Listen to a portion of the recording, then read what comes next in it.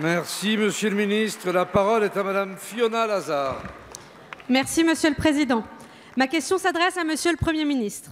Monsieur le Premier ministre, le chômage baisse. C'est une bonne nouvelle, même si la baisse doit être confirmée dans la durée et qu'il faut aller encore plus loin.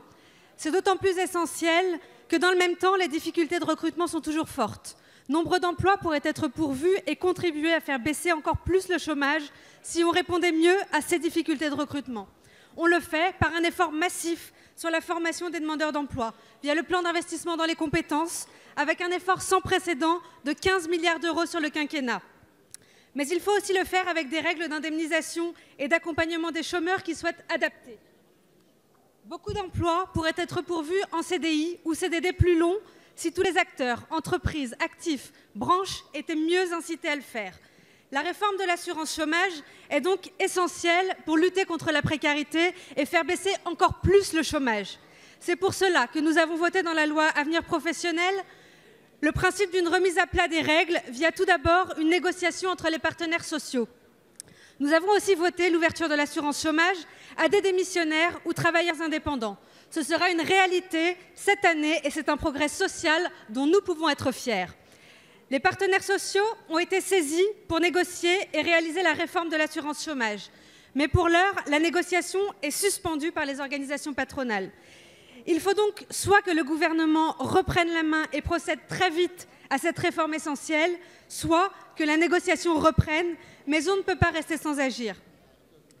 Ma question est donc la suivante, Monsieur le Premier ministre. Le gouvernement va-t-il constater la fin de la négociation et mettre en œuvre la réforme de l'assurance chômage, ou souhaite-t-il que celle-ci puisse être menée par les partenaires sociaux et alors à quelles conditions? Dans les deux cas, il faut faire vite car les enjeux l'imposent. Je vous remercie. Merci Madame la députée. La parole est à Monsieur le Premier ministre.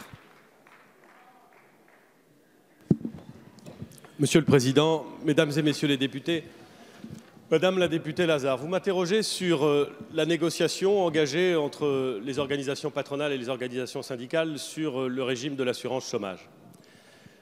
C'est une question importante. Elle est importante parce que la question de l'indemnisation du chômage est évidemment centrale pour tous nos concitoyens qui, ayant exercé une activité, se retrouvent pendant un moment donné sans activité et doivent pouvoir subvenir à leurs besoins. Elle est importante parce que le contexte dans lequel s'inscrit cette discussion est un contexte particulier. Vous avez eu raison de dire, Madame la députée, que le chômage baisse. Chacun ici espérerait qu'il puisse baisser encore plus vite, encore plus fort. Mais vous avez raison, Madame la députée, le chômage baisse. Et il baisse de façon continue depuis désormais plusieurs trimestres.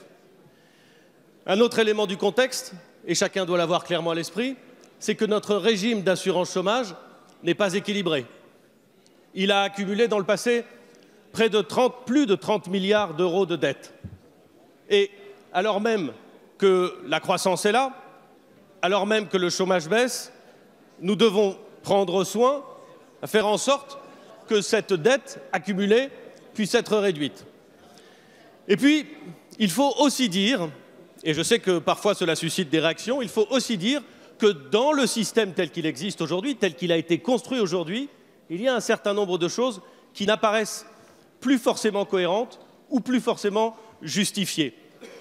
Il apparaît par exemple que dans certains cas, bien entendu pas dans tous, mais dans certains cas, les règles actuelles, je ne mets pas en cause ceux qui en bénéficient, je parle des règles.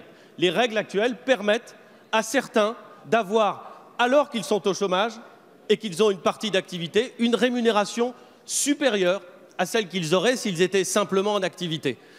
Ces éléments posent des questions et imposent que les partenaires sociaux puissent apporter des réponses. C'est exactement la raison pour laquelle, Mesdames et Messieurs les députés, en septembre, nous avons adressé aux partenaires sociaux, organisations patronales et organisations représentantes des salariés, une lettre de cadrage afin de leur demander de réfléchir ensemble à un système qui permettrait de défavoriser le recours à la précarité. En 15 ans, Mesdames et Messieurs les députés, les chiffres sont quand même intéressants, en 15 ans, le recours aux emplois courts a été multiplié par 3. Et vous savez, mesdames et messieurs les députés, que dans 8 cas sur 10, c'est énorme, dans 8 cas sur 10, c'est le même salarié qui bénéficie du contrat à durée déterminée suivant. Ça veut dire quoi? Ça veut dire que dans nos règles telles qu'elles existent, la précarité est d'une certaine façon encouragée. Elle est devenue un élément d'équilibre des règles qui ont été définies ensemble depuis 15 ans. Et l'objectif, c'est de faire en sorte de corriger cela dans tous les domaines que je viens d'évoquer. Cette lettre de cadrage que j'ai adressée aux organisations syndicales et patronales, elle fixe les objectifs. Elle ne donne pas un élément budgétaire, elle donne un cadre.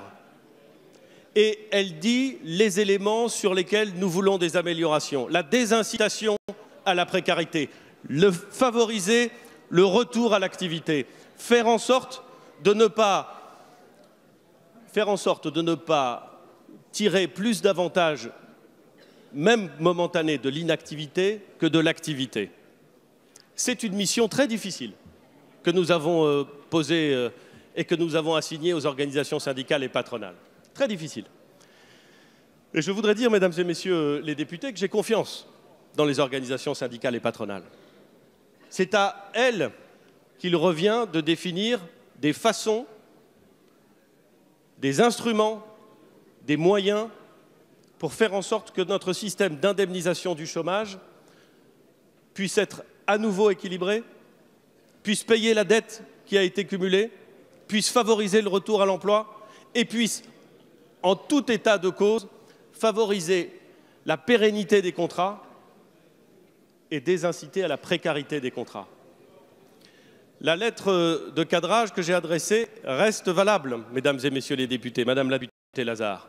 Elle offre ce cadre, elle reste valable, elle fixe l'ensemble des éléments sur lesquels nous souhaitons que les partenaires sociaux puissent aboutir. Je leur fais confiance.